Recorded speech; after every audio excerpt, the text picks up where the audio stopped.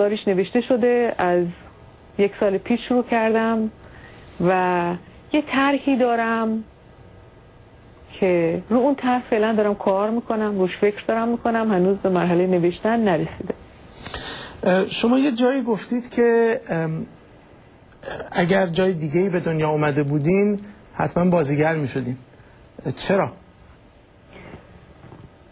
به خاطر اینکه از سنین خیلی خردسالی من شروع کردم به بازی کردن.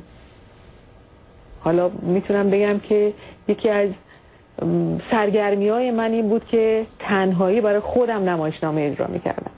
بعد فکر کنم در سن 8-9 سالگی بود که برای اولین بار به فکر بازیگری برای یه عده دیگه افتادم و چون هیچ امکاناتی نبود از زیرزمین خونمون استفاده کردم، به این ترتیب که پسرخاله دخترخاله ها رو میشستن روی پلای سرداب به قول ما کاشیا و من پشت سرشون شروع میکردم حرکات نمایشی انجام دادن و اونا تصویر منو روی دیوار روبرو میدیدن و این خیلی برای من هیجان انگیز بود و یکی از سرگرمی‌های خیلی جذاب بود برای ما بچه‌ها در غروبای طولانی تابستون. یعنی یه جوری نقش آفرینی رو از همون بچگی‌ها شروع کردی مهناز جان. حالا چرا اینقدر دیر شروع به نوشتن کردی؟ چرا اینقدر بعدش هم که شروع کردی بین 2 تا کتابت فاصله افتاد؟ بعدش هم که به قول خودتون که پخش و چاپ مناسبی هم نداشتش و کمتر کسی بهش توجه کرد، ولی به هر حال چرا اینقدر بین این 2 تا فاصله افتاد؟ و یه جایی هم گفتی که من حساب کتابمو از خودم جدا می‌کنم. این قصهش چیه؟ خب این 56 تا سوال شد در یک سوال. فکر می‌کنم امیدوارم که حافظه من کمک بکنه که بتونم همه رو جواب بدم. من در حقیقت دیر شروع نکردم. شاید مسیری که اومدم یه مقدار مسیر متفاوتی بود به دلیل اینکه گفتم از 8-9 سالگی شروع کردم به اجرای نمایش. بعد این کار به صورت یکم جدی‌تر در مدرسه ادامه پیدا کرد. در سن 17 سالگی من خبرنگار شدم. علت این که خبرنگار شدم این بود که شاید مثلا از چند سال قبل من مجذوب کلمه شدم و کلمه منو وارد یک دنیای بسیار شگفت انگیزی کرد که کم از دنیای بازیگری نبود. به همین دلیل شروع کردم به کار خبرنگاری. خب انرژی خیلی زیادی هم داشتم و کار برای من جذاب بود، چون در کنار اینکه یه شغلی داشتم تونستم که تمام سرزمین ایران رو ببینم، از کبیر و جنگل و کوه و شمال و جنوب و غرب و شرق.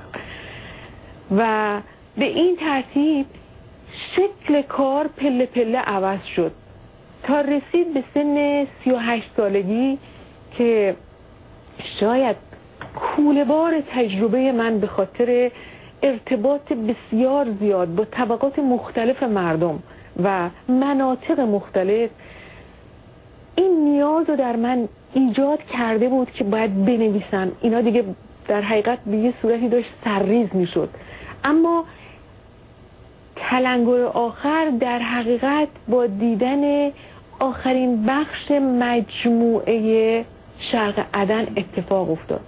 یعنی وقتی من قهرمان زن این مجموعه رو دیدم که در یک اتاق تاریک تاریکی نشسته، نمیدونم چه اتفاقی افتاد که از همون لحظه من شروع کردم به نوشتن داستان زنهایی که در طول زندگیم اینا رو دیده بودم، شنیده بودم و باشون زندگی کرده بودم. خیلی برای من جالب بود. شما در واقع راجع به رابطه بازیگری و نوشتن گفتید، بعد راجع به رابطه خبرنگاری و نوشتن گفتید. چون آدم وقتی که زندگی نویسنده ها رو مطالعه میکنه، خیلی از نویسنده هستن که دوره‌ای در زندگیشون خبرنگاری کردن. شاید به همین علتی که خانم کریمی گفتن، یعنی به علت اینکه مجذوب کلمه میشن و مجذوب اینکه چجور میتونن با کلمه اطلاعات رو بیشترین اطلاعات رو با کمترین کلمه منتقل کنن. و البته وقتی که بحث شخصیت پردازی در رمان یا در داستان اصولا میاد وسط، اون وقت به نظر میرسه که تقریبا نویسنده ها یه جاهایی کارشون شبیه کار بازیگران میشه. یعنی بازم وقتی داستان زندگی نویسنده ها رو میخونی یا مثلا فیلمنامه نویسا رو میخونی، خانوادهشون وقتی صحبت میکنن میگن که اینا میرن تو اتاق دربسته و ما میشنویم که بلند بلند به خودشون حرف میزنن، دارن یه شخصیتی رو در واقع میآفرینن. و خیلی برای من جالب بود که خانم کریمی هم راجع به این قضیه صحبت کردن. خانم کریمی، راجع به اولین کتاب خودتون رقصی چنین گفتید که این کتاب دوروی سکه زن ایرانی رو نشون میده. عملا گفتید که زن ایرانی سکه دورویه که یک روی جامعه پسند داره و یک روی پنهان و در خلوت، و بعد اشاره کردید مکری که در مقابل قدرت ساخته شده. میخواید کمی درباره روی پنهان خودتون با ما حرف بزنید؟ مثل فکر میکنم که خیاط در کوزه افتاد. ببینید داستان از این قرار هستش که من از کودکی به دلیل اینکه با زنهای مختلف ارتباط داشتم و شاهد زندگی ها بودم به صورت زندگی بیرونی و زندگی درونی، ناخودآگاه متوجه شدم که زنهایی که دور بر من هستن دو شکل متفاوت زندگی دارن.